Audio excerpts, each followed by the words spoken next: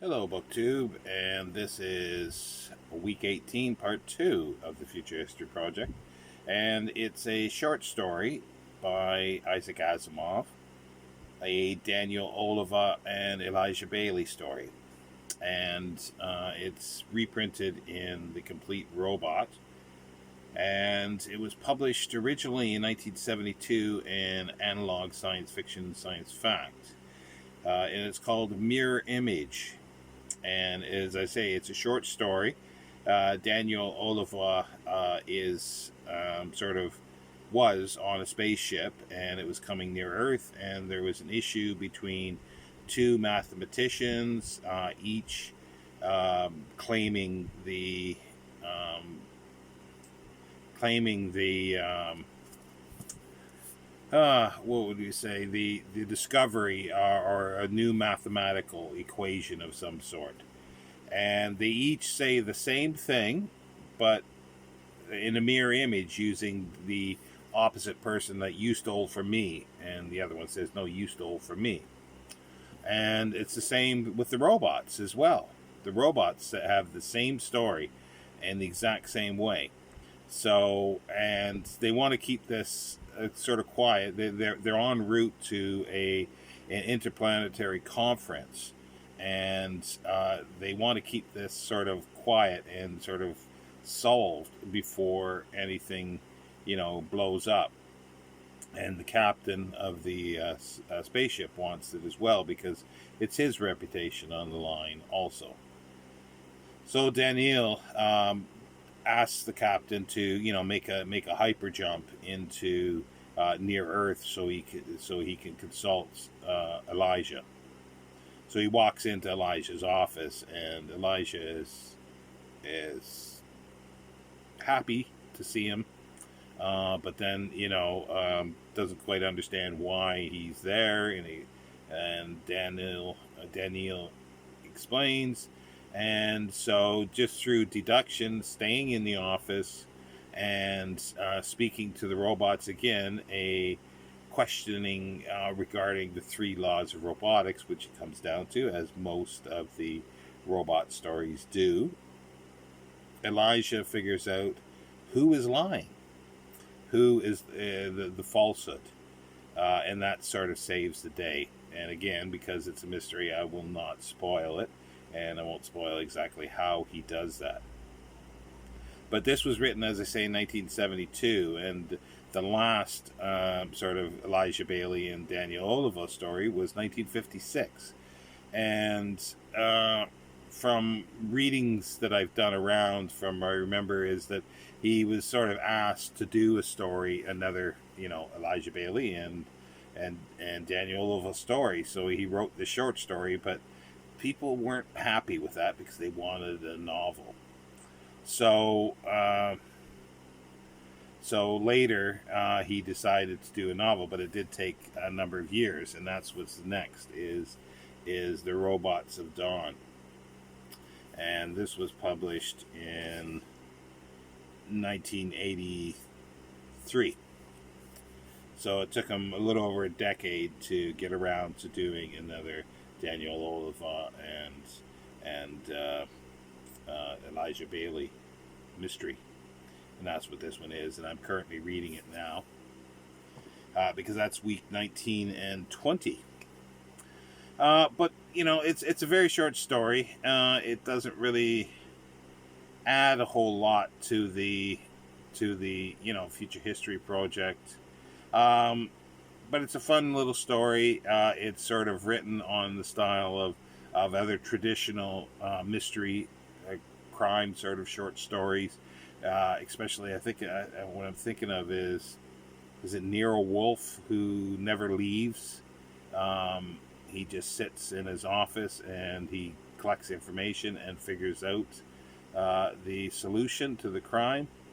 It also has shades of Sherlock Holmes in it a little bit as well, with the deduction type thing. But it's just a fun little story, and again, another nuance to the three laws of robotics, and strengthening also the bond between between Elijah Bailey and Daniel Oliva, and which is important to the storyline, and how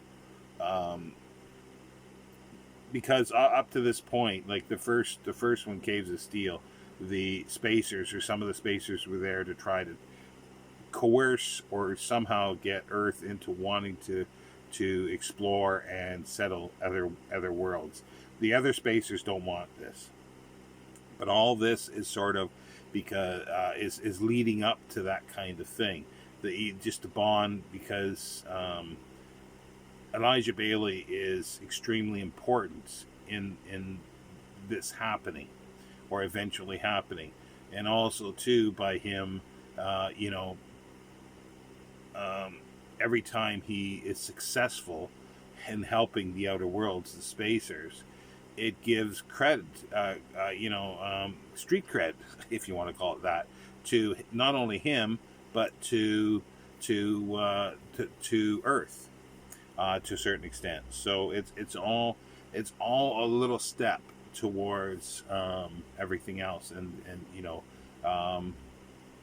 more worlds being populated, and the Empire, the Galactic Empire,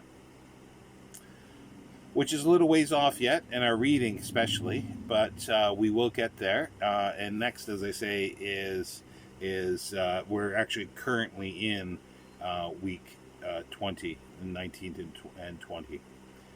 Just finishing up actually week 20 now. So I hope to have this caught up.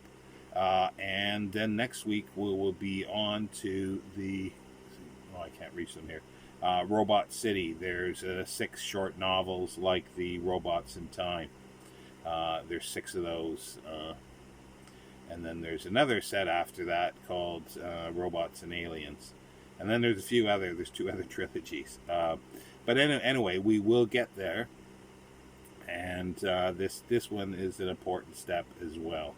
And I will be discussing that in another video, hopefully in the next few days, once I get it finished. As I say, I'm about a quarter of the way through now, just over a quarter of the way through. So I hope today I'll be halfway, if not more, and then because I'm recording this on Thursday to be posted on Friday. So hopefully by Saturday on the weekend I'll be able to do a video and get this caught up, and then move forward. So it's been a long stretch so far. We're actually at week 20, so we're nearing the halfway mark for the Future History Project. And I know there's a few that are still sticking through, thick and thin for all the material, or just for there's others that are sticking in just for the Isaac Asimov material, and they will now have quite a rest for those. There'll be about a 10-week rest, 2.5 months, that we will not be reading Isaac Asimov material. I hope to, during that time, to start back on the biography of Isaac Asimov, because I still have from about 1980, I think it is, or somewhere like that, to his death, so about a dozen years, and other things that I want to talk about Isaac Asimov. So hopefully during that time I won't leave Asimov at all, but I'll be visiting him in different ways, and not just the pastiche novels. But we are now completed. That's the thing. This is the complete robot. The Mirror Image was the last story in here. There is a little, what is it, afterword, I think. What does he call it here? A last word. He just says, to those of you who have read some or possibly all of my robot stories before, I welcome your loyalty and patience. To those of you who have not, I hope this book has given you pleasure, and I'm pleased to have met you, and I hope we meet again soon. And that was just a little last word in there. So we are now complete. The complete robot. And as it I'd love to hear. Like I know people have been putting comments as we go along, but sort of looking back now on all of the stories of the complete robots, what do you think? I'll see you next time, book 2.